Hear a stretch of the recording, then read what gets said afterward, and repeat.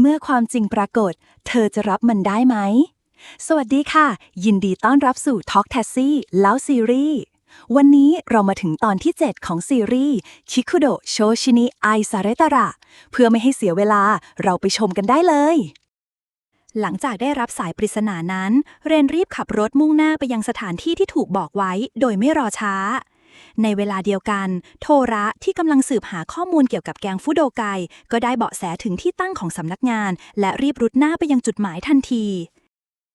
ด้านมาโกโตะถูกจับมัดแน่นอยู่ในห้องลึกลับชายคนหนึ่งยืนคอยรายงานต่อปลายสายว่าเขาได้จัดการมัดตัวเธอเรียบร้อยแล้วปลายสายสั่งการเด็ดขาดหากเกิดปัญหาให้กำจัดทั้งสองคนได้ทันทีก่อนที่ชายคนนั้นจะยกกล้องขึ้นมาตั้งไว้ตรงหน้าของมาโกโตะเมื่อเรนมาถึงสถานที่นัดหมายเขารีบพุ่งตรงเข้าไปโดยไม่รอช้าในใจเอาแต่คิดถึงภาพความทรงจำเก่าๆระหว่างเขากับมาโกโตะที่ผุดขึ้นมาไม่หยุดราวกับตอกย้ำให้หัวใจยิ่งร้อนรนทันทีที่เปิดประตูเขาก็วิ่งไปทั่วห้องไล่ตามหามาโกโตะอย่างบ้าคลั่งแต่กลับไม่พบแม้เงาความเงียบกดดันกินเวลาครู่หนึ่งจนกระทั่งเสียงหัวเราะแผ่วต่ำดังขึ้นจากมุมห้องเรนหันไปตามเสียงนั้นทันทีที่นั่นชายปริศนาสวมฮู้ดสีดำกำลังนั่งอยู่บนโซฟาแววตาเต็มไปด้วยความยียวนก่อนเอ่ยถ้อยคำทักทายออกมาว่าไม่น่าเชื่อเลยว่าเขาจะมาจริงๆเรนเอ่ยถามออกมาอย่างหนักแน่นเพียงประโยคสั้นๆว่าเขาต้องการรู้ว่ามาโกโตะอยู่ที่ไหนและเธอยังปลอดภัยดีใช่ไหมชายสวมฮู้ดสีดำกลับไม่รีบร้อนเขาก้าวเดินเข้ามาอย่างใจเย็นแววตาฉายแสงเย้ยหยันก่อนตอบกลับด้วยถ้อยคำที่ทำให้บรรยากาศรอบตัวหนักอึ้งขึ้นเขาตอบเพียงว่าความปลอดภัยของมาโกโตะนั้นขึ้นอยู่กับการตัดสินใจของเรนเองทันใดนั้นเขาหยิบโทรศัพท์ขึ้นมาแล้วยื่นไปตรงหน้าภาพที่ปรากฏบนหน้าจอทำให้เรนถึงกับเบิกตากว้างหัวใจบีบแน่นจนแทบหยุดเต้นเมื่อโทระและคู่หูมาถึงสถานที่เป้าหมายเขารีบออกคำสั่งให้ทุกคนอยู่นิ่งๆแต่แทนที่จะเชื่อฟังกลับมีเสียงวุ่นวายดังขึ้นสมาชิกแก๊งพยายามขัดขืนและหาทางหนีออกไปทันทีความชุลมุนเกิดขึ้นในพริบตาโทระไม่รอช้าเขาคว้าตัวหนึ่งในแก๊งได้อย่างแม่นยำก่อนจะกดตัวอีกฝ่ายไว้และซักถามอย่างจริงจังว่าผู้หญิงอยู่ที่ไหนภายใต้แรงกดดันและสายตาคมกริบของโทระชายคนนั้นก็ยอมเปิดปากบอกตำแหน่งออกมาในที่สุดทันทีที่ได้ยินคำตอบโทระก็ไม่รอช้าเขารีบมุ่งหน้าไปยังสถานที่ที่รับข้อมูลทันทีเรนจ้องอย่างตะลึงไปที่หน้าจอโทรศัพท์ภาพที่ปรากฏตรงหน้าทำให้เขาแทบลืมหายใจมาโกโตะถูกมัดแน่นพยายามดิ้นรนสลัดเชือกเพื่อให้หลุดและในเสี้ยววินาทีต่อมาชายปริศนากลับยกปืนขึ้นจ่อเข้าที่ศีรษะของเธอทันทีด้วยความโกรธและความหวาดกลัวพุ่งขึ้นมาพร้อมกันเขากระโจนเข้าไปแย่งโทรศัพท์จากมือของชายคนนั้นแต่อีกฝ่ายกลับหลบได้ทันทำให้เรนชะงักค้างอยู่ตรงนั้นชายคนนั้นพูดด้วยน้ำเสียงเย็นชาว่าเขาไม่ได้อยากทำให้มันเป็นแบบนี้สิ่งเดียวที่เขาต้องการก็แค่ให้ใครสักคนหันมาใส่ใจเขาบ้างเท่านั้นถ้อยคำนั้นสะกิดความคิดของเรนทันทีเขาหวนย้อนนึกถึงคำเตือนของฮารุกะที่เคยเอ่ยถึงความเคลื่อนไหวลึกลับของแก๊งอาซาบะเรนโกะโดยเฉพาะคนที่ชื่อว่าคาเนโกะผู้ซึ่งขึ้นชื่อเรื่องพฤติกรรมเลวร้ายและจากเบาะแสทั้งหมดที่อยู่ตรงหน้าเรนก็เริ่มแน่ใจแล้วว่าชายในฮู้ดสีดำตรงหน้านี้ก็คือเขานี่เองระหว่างการสนทนาคาเนโกะพลันเอ่ยเรียกเรนตามตำแหน่งที่แท้จริงของเขาว่ารองหัวหน้าแก๊งซุโดไกคำพูดเพียงประโยคเดียวกลับทำให้เรนถึงกับชะงักงันหัวใจราวกับถูกกระชากอย่างแรงความลับที่เขาเก็บซ่อนไว้มาตลอดถูกเปิดเผยต่อหน้าต่อตาในชั่วพริบตาเดียวไม่ต่างอะไรกับมาโกโตะที่ถึงกับนั่งตัวแข็งคาเนโกะเห็นสีหน้าของทั้งคู่ก็หัวเราะเยาะก่อนเสริมด้วยน้ำเสียงเจือยียวนว่าอย่าบอกนะว่าเธอเองก็ไม่เคยรู้มาก่อนว่าเขาเป็นยากุซ่าเรนยืนนิ่งราวกับคำพูดนั้นตรึงร่างเอาไว้เขาไม่อาจหาคำแก้ตัวใดๆได้ส่วนมาโกโตะยังคงจ้องมองไปที่หน้าจอโทรศัพท์ดวงตาเต็มไปด้วยความสับสนและตกใจ เสียงหัวเราะของคาเนโกะดังก้องไปทั่วห้องบ้าคลั่งราวกับคนเสียสติเขาเดินไปทั่วใช้มือกวาดข้าวของให้กระจัดกระจายก่อนจะหัวเราะเยาะออกมาด้วยความสะใจจนในที่สุดเรนก็รวบรวมสติกลับมา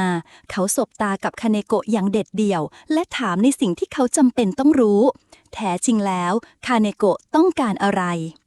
คาเนโกะตอบกลับทันทีอย่างไม่ลังเลเขาบอกว่าต้องการให้เรนโทรหาหัวหน้าแก๊งเพื่อขอให้ยกพื้นที่แห่งนี้มาอยู่ภายใต้การดูแลของเขา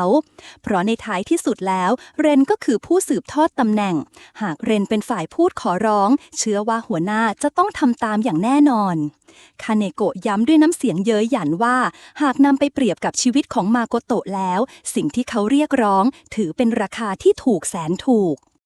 เรนค่อยๆล้วงโทรศัพท์ออกมาจากกระเป๋ากางเกงคาเนโกะที่ยืนอยู่ตรงหน้าเฝ้ามองด้วยสายตาจับจ้องเต็มไปด้วยความคาดหวังเรนเองกลับนิ่งงันลังเลอยู่เนิ่นนานแต่เสียงคำพูดของผู้เป็นพ่อก็ดังก้องขึ้นมาในห้วงความคิดที่พ่อพูดว่าไม่ว่าเขาจะเลือกสิ่งใดพ่อก็จะไม่ขัดไม่เคยคิดจะใช้บุญคุณมาบังคับแต่การตัดสินใจครั้งนี้จะเปลี่ยนชีวิตของทุกคนรอบตัวเขาไปทั้งหมด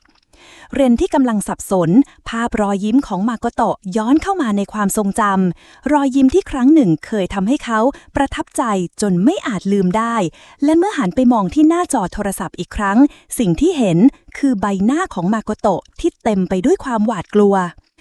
เรนที่ยังคงลังเลขณะที่คาเนโกะก็กดดันอย่างหนักเร่งเร้าให้เขารีบโทรออกทันทีความตึงเครียดในห้องเหมือนถูกขึงไว้จนแทบขาดเรนหยุดนิ่งไปพักหนึ่งก่อนขอโทษมาโกโตะเขาบอกว่าไม่เคยคิดที่จะดึงเธอเข้ามาเกี่ยวข้องกับเรื่องนี้เลยมาโกโตะที่เต็มไปด้วยความกลัวพอได้ยินแบบนั้นก็ตอบทันทีว่า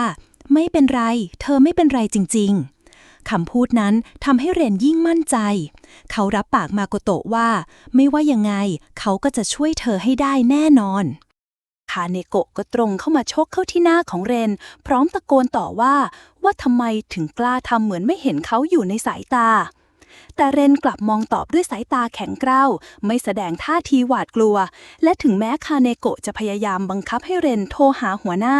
เรนกลับหัวเราะเยาะราวกับสิ่งที่อีกฝ่ายพูดมันไม่มีค่าอะไรเลยความโกรธของคาเนโกะระเบิดออกเขาชกเรนซ้ำแล้วซ้ำเล่าไม่ยั้งมือระหว่างนั้นโทรศัพท์ในมือคาเนโกะก็ร่วงลงกับพื้นทำให้ภาพอีกฝั่งหายไปทันทีชายที่คุมปืนอยู่ถึงกับลนลานพยายามติดต่อคาเนโกะส่วนมาโกโตะเองก็พยายามดิ้นสุดแรงเพื่อสลัดเชือกออกจากข้อมือเพื่อหวังว่าจะหลุดออกมาให้ได้ระหว่างการต่อสู้เรนพยายามเอื้อมมือไปคว้าโทรศัพท์ที่ตกอยู่บนพื้นแต่คาเนโกะก็ก้าวเข้ามาเหยียบมือเขาไว้แน่นจนเรนไม่สามารถขยับได้ทว่าจังหวะนั้นเองคาเนโกะโดนเรนถีบเข้าเต็มแรงจนร่างเขากระเด็นไปกองกับโซฟาเรนไม่รอช้าเขายกเท้ากระทืบโทรศัพท์จนแตกก่อนจะเงยหน้าขึ้นถามด้วยน้ำเสียงเรียบเย็นว่ามาโกโตะอยู่ที่ไหนแต่แทนที่จะได้คำตอบคาเนโกะกลับหัวเราะออกมาเหมือนคนเสียสติแม้เรนจะพยายามบังคับกดดันให้พูดออกมาแต่สิ่งที่ได้กลับมามีเพียงเสียงหัวเราะบ้าคลั่งไม่มีคำตอบใดหลุดออกจากปากคาเนโกะเลยหลังจากสัญญาณภาพขาดหายไปชายที่คุมมาโกโตะอยู่ในห้องพยายามติดต่อคาเนโกะโดยไม่ทันสังเกตเลยว่ามาโกโตะค่อยๆขยับตัวอยู่ด้านหลังเธอยกเก้าอี้กระแทกใส่หน้าของเขาเต็มแรงจนล้มลงทันทีเรนที่พยายามวิ่งไปทั่วเพื่อตามหามาโกโตะจนทั้งคู่ได้พบกันทั้งคู่แทบไม่มีคำพูดใดๆได้แต่เพียงจ้องมองหน้ากันเรนเมื่อเห็นคาเนโกะเดินมาจากทางด้านหลังของมาโกโตะเขารีบคว้าตัวมาโกโตะเข้ามาแนบอกใช้ร่างของตัวเองบังไว้เต็มที่คาเนโกะเหนี่ยวไกอย่างไม่ลังเล